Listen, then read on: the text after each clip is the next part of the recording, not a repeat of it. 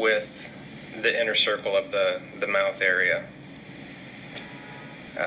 And then from there, we'll go up to this notch here, the top third, and we'll mark in just a line for where our mouth will be. From here, there's a few lines that we're going to make that help measure out the rest of the cheek and the cheekbone area. And that is coming from this point on each side, and that's that middle intersection, the top of the brow where it intersects with where you cut the sides of the head. Start here, and we're going to pull that down to where this outer circle intersects with the bottom of the nose line. We're going to do that on both sides. And that gives you sort of the side plane of the face. From here, there's also another plane line that will come from the side of the mouth and go up to the side of the head. Now, this next one is probably the most difficult one to get right, but it's the most important one in my opinion. But anyway, it starts at the corners of the mouth. So we're going to start on this right side. You start here and you go inward towards the wing of the nose, like toward the outside of the nostril, and then you curve right back out towards the top of the brow line. And if you pull that out, that actually gives you the top of the ear here. Now the bottom of the ear should be relatively even with the bottom of the nose, and so that'll give you the shape of the ear. And we can do that on the other side. And you want these curves to be relatively similar. They don't have to be perfect because no one is actually truly symmetrical, but you want them to be pretty close. Okay, and from here, once we've gotten the ears in place, we can see like the sides of the head, which would be right here. Nobody, or very few people I would imagine are perfectly straight lines, so we want to kind of round those off.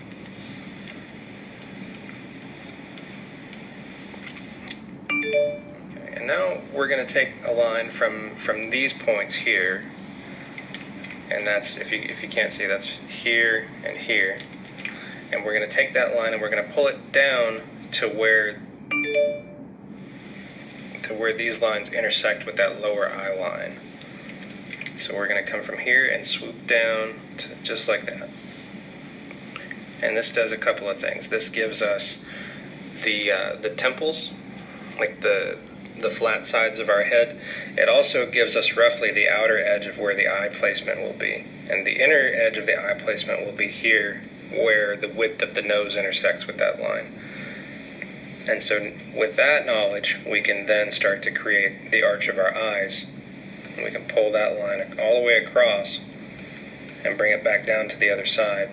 And then from these inner points, we can pull the inside of the eye where the tear ducts and everything are. And you can create your eyes from that.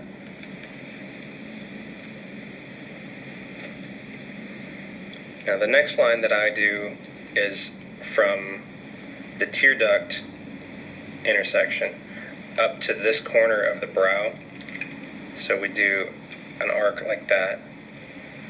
And this isn't the actual eyebrow line, but what this does is it gives you information that you can use for the shape of your face. Where, like, let me switch to a different color and I can show you kind of what I mean. Like, right here, just under that arc that we just drew, that is the high point of the brow that generally will catch a little bit of light. It's under the eyebrow itself, but it's a point that protrudes, and you can use that information. Once we've done those, we can do the actual brow line. And if we take this top third section and divide it into quarters, so do half and then break those in half, and then you throw an arc from here up and then back down to the other one, just to help give you a little bit of shape on the face. And then the rest of this isn't necessarily required, but it does help. There's an oblong, like oval shape that you can put in here from the bottom of the eye line to the top of that third line, and that gives you that little protrusion that some people have visible in the front, and it's just dependent on the shape of the skull. We can go in and put in the bottom lip and the top lip, There's also a tiny little oval that happens right here. That's that little dimple in between your lip and your nose where they come together. And I'll shade that in just to make that a little more visible. And the other thing that you can do is putting in circles for the eye sockets. And that can give you a couple of other things. That can give you, like if the person is either maybe aged or if they have a lot of loose skin on their face, this will help you map out the eyelids and, you know, the saggy eyelids as well that happen. And the cool thing about this is it's not hard number measurements. The only part that's hard is that it's broken into thirds, and all the points are relative to each other. And so you can take those and you can literally distort them in any way that you want to. You can distort them as a whole, or you can distort groups of them individually, but as long as they're relative, you can still use them. You know, if you have a character with a really long and narrow face, I mean, I'm exaggerating it here, but this would work. And everything would appear to be in the right proportions. Same thing if you had like a squat character that was, you know, very wide and very large, you could do the same thing, but, you know, stretched out horizontally. The main thing to keep in mind is that this is like an average composite. This isn't the end-all be-all. I mean, all of this can be tweaked, but it gives you a whole lot more information than just the what the Loomis method does. And I'm not knocking the Loomis method; it's very effective. But this has been incredibly useful to me. And I'll give you one more example of what I'm talking about. Okay, so I'll make a new layer, and we'll go back to this color, maybe a little bit lighter.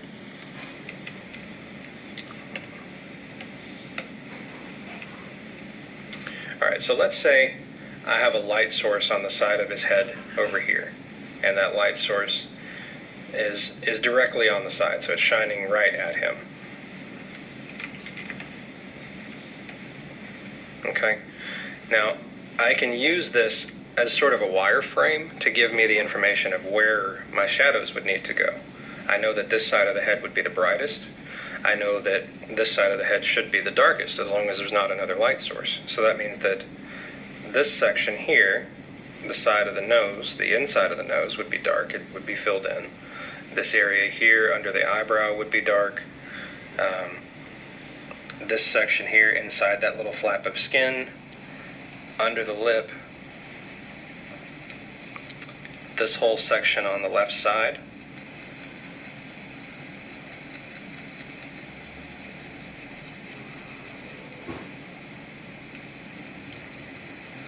that would give you the most extreme shadows.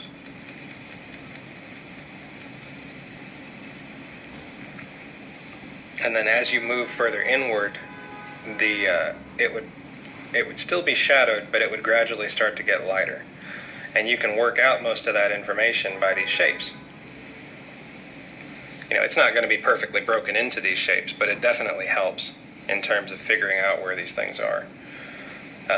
Like the parts that are going to catch the most light, obviously, would be these sections. Hang on. The parts that are going to catch the most light are going to be these sections here.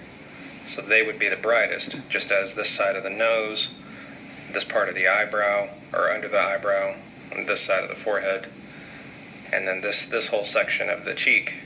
Like that would all catch the most light.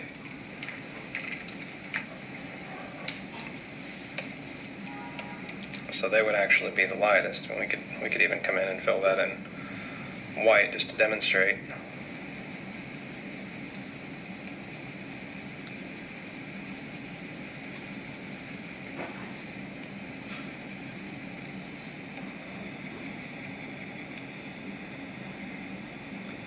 But anyhow, you can see where this is going and see where it's leading to. It's a much more detailed approach to drawing the head and the face. If you have any questions or comments, be sure to leave them down below. I'll do my best to answer everything that comes in. This might seem a little complicated if you're not familiar with drawing faces, and if this feels like it's too much, I highly recommend looking up the Andrew Loomis method of drawing the head and face, and get familiar with that first. as long as you get familiar with that, that should help you, branch into this if this seems difficult for you. But I hope that it's not too bad. I hope it's not too convoluted. Stay tuned next week. We'll be tackling